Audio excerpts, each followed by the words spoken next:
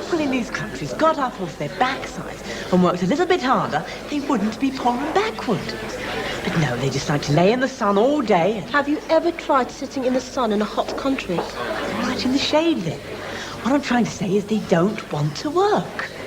They haven't got the work ethic. It's hard to work efficiently if you're hungry. But look, it's the chicken and the egg again, isn't it? I mean, if you don't work, you're not going to grow enough food. But you're talking about people who may have to walk 2 or 3 miles a day for water. Have you ever tried carrying a bucket of water?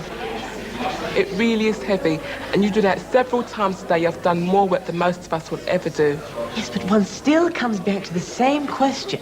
I mean, look, why did we up here in the Northern Hemisphere invent all these things to make life easier? I mean, the answer can only be that we're cleverer.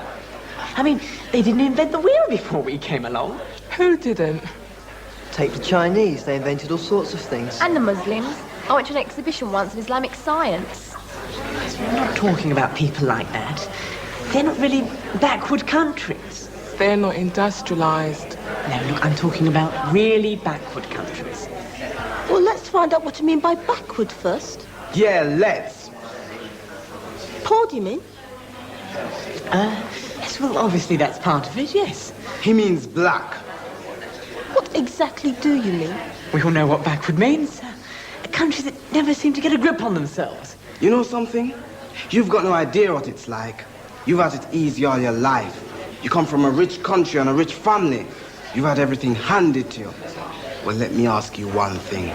If you're so clever, what have you invented? What's your contribution to Western civilization? Well, obviously, I haven't invented anything personally. Exactly, because you know nothing. I'm just jolly glad I grew up somewhere where we learned to talk grammatically. It's no joke.